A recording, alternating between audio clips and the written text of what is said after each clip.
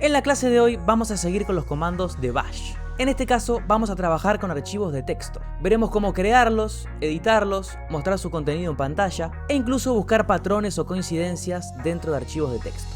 Se supone que para esto ya tenemos una base y sabemos movernos con soltura por el árbol de directorio de Linux, crear archivos, carpetas, mover, copiar y eliminar estos datos. Si no es así, te recomiendo que veas las clases anteriores que quedan por acá arriba. Queda abajo en la descripción los minutos exactos de cada tema por si buscas algo en particular. Y empezamos ya mismo con la clase. Antes que nada, te aconsejo que te suscribas, de verdad. Es gratis, vas a poder seguir el desarrollo de todos los cursos y te vas a enterar cada vez que subo un video interesante. Y si te interesa profundizar más en el mantenimiento de equipos, redes y sistemas operativos Linux, soporte de equipos informáticos. Un libro electrónico con más de 260 páginas a todo color y con información actualizada que te va a ayudar a profundizar en todos estos temas y al mismo tiempo apoyar la creación de contenido en el canal. Ahora sí, vamos con el video. Bien, acá estamos en Ubuntu, una de las distribuciones más famosas de GNU Linux, pero lo que vamos a ver ahora debería funcionar en cualquier distribución sin mucho problema. En clases anteriores vimos el comando touch, que servía para crear archivos de texto pero vacíos. La sintaxis de esto sería touch, espacio, la ruta donde quiero crearlo y terminando con el nombre del archivo. Podemos ver que automáticamente se crea el archivo en la ruta que seleccionamos, pero vacío. Ok, supongamos que me interesa crear un archivo vacío que luego voy a ir editando o agregándole texto. Una forma de agregar texto a un archivo puede ser con los operadores de redirección, puntualmente con los de la salida estándar. Podemos decir que a la hora de interactuar con Bash tenemos una entrada estándar, la cual podría ser el teclado, y una salida estándar, que es la pantalla o el propio terminal. Es decir, yo ingreso los comandos o determinados datos por teclado, lo procesa y lo muestra en pantalla. Yo puedo ejecutar el comando ls, por ejemplo, lo ingreso por la entrada estándar y el comando me muestra en pantalla el resultado. Ahora, yo podría redireccionar la salida de cualquier comando con este símbolo y decirle al sistema: no utilices la salida estándar, sino que envíame el resultado de este comando a un archivo de texto, por ejemplo. Y de esta manera estoy agregando texto, estoy agregando información a un archivo. En este caso, el resultado del ls que acabo de ejecutar. Si yo ejecuto esta línea muchas veces, vamos a ver que realmente no hay cambios, aunque sí los hay. Al utilizar el operador mayor que, lo que estamos haciendo es sobreescribir el contenido del archivo todo el tiempo. Es decir, borrar lo que hay y cambiarlo por la información nueva. Si yo quisiera agregar texto, es decir, sumar algo a lo que ya hay, podría utilizar doble símbolo de mayor y en este caso no estoy sobreescribiendo, sino que agrego texto al final. Es importante tener cuidado con esto porque un error en el operador podría provocar una pérdida total de información y sobreescribir todo el contenido cuando realmente quería agregar algo. Este redireccionamiento puede combinarse también con el comando echo. Yo podría ejecutar echo y entre comillas determinado texto. Y lo que va a pasar es que ese mensaje va a aparecer en pantalla. Obviamente esto es más útil cuando comenzamos a crear nuestros pequeños programitas o scripts. Pero podríamos utilizarlo directamente en el terminal y redireccionar la salida de forma tal que no lo devuelve por pantalla, sino que lo envía a un archivo. Y de esta manera agrego el contenido que quiera. Genial, todo esto es muy útil, pero realmente sirve en contextos muy concretos. Por lo general, voy a utilizar un editor de texto para crear un archivo al mismo tiempo que le ingreso la información. Vamos a utilizar en este caso el editor Vim, pero podría elegir por ejemplo su versión más antigua, como es V, o incluso Nano, o alguna otra opción más que pueda instalar. Si el editor Vim no viene por defecto instalado en alguna distribución, podríamos instalarlo con estos comandos. O igualmente podría utilizar el comando V, que sí ya viene instalado por defecto y funciona prácticamente igual, por lo menos en los aspectos básicos. Dicho esto, podemos utilizarlo con la siguiente sintaxis. De esta manera ya estoy creando un archivo de texto con el nombre y la ruta que yo quiera y ya se me abre el editor para comenzar a ingresar el contenido. El editor Vim no es realmente el editor más intuitivo de utilizar, por lo que me voy a detener un poquito en este aspecto. En Vim, y también en su versión anterior, V, tenemos dos modos: el modo insertar texto y el modo comando si se quiere. Podemos alternar entre los dos modos con la tecla I para insertar y Escape para el modo comando. Si vemos la palabra insert aquí debajo, podemos ingresar texto. Y si no vemos nada, podemos ejecutar ciertos comandos o combinaciones de letras que no van a ser interpretadas como texto. Con el modo comando activado, podemos ingresar dos puntos, vemos que el cursor se posiciona al final del editor y podemos modificar, por ejemplo, el esquema de color entre varios disponibles. Vamos a volver al color por defecto.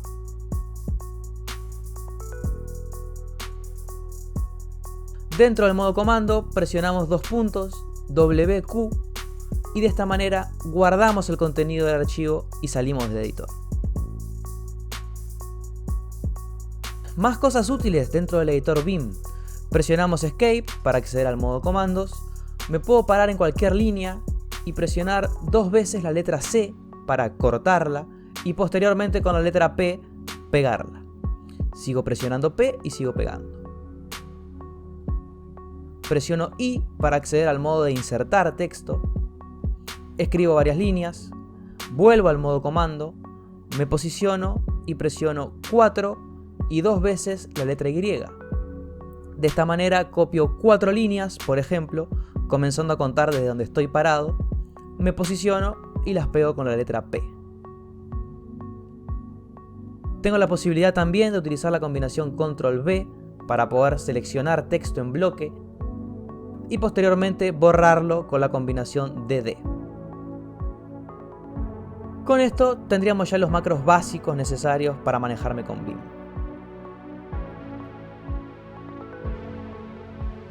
Escape, WQ para salir y guardar los cambios en mi archivo 2. Voy a moverme hasta el escritorio en este caso para no tener que escribir rutas. Y puedo, por ejemplo, ahora, una vez que lo edité, ver el contenido de un archivo de texto con el comando cat y el nombre del archivo.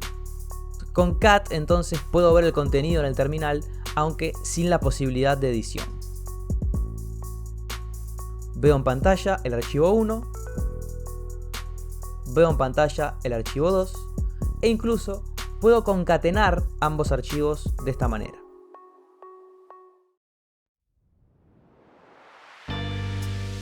Y veo así por pantalla el contenido de ambos archivos combinados.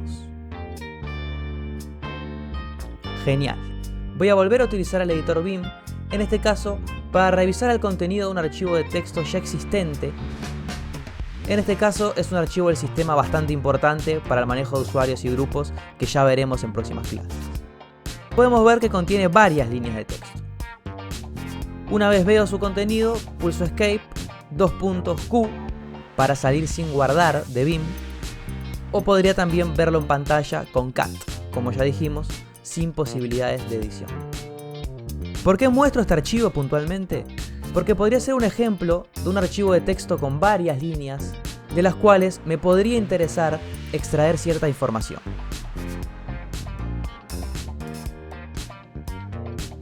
Para esto, yo podría utilizar el comando grep para buscar patrones dentro de archivos de texto.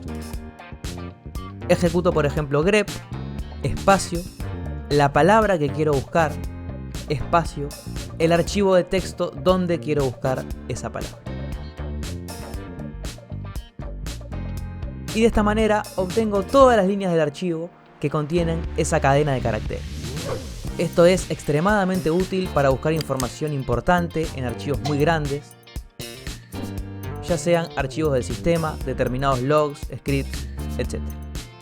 Si buscamos en el manual de este comando, y esto ya vimos que podemos hacerlo con cualquier comando, vemos que grep tiene varios modificadores que pueden utilizarse para agregar determinados filtros. Por ejemplo, vemos acá un "-i" para ignorar mayúsculas y minúsculas, el "-w" para buscar la palabra exacta separada por espacios, "-c para contar líneas y varios más. Vamos a probar entonces estos modificadores de grep para afinar un poco más la búsqueda. Si vemos, en nuestra búsqueda anterior estamos viendo todas las líneas que contienen la palabra daemon.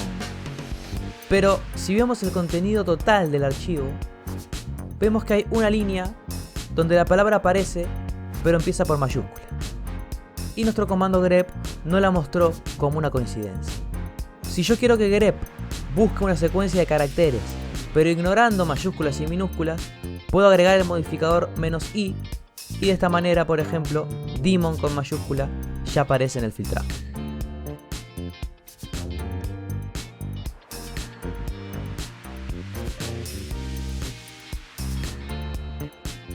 Puedo hacer lo mismo con la palabra system.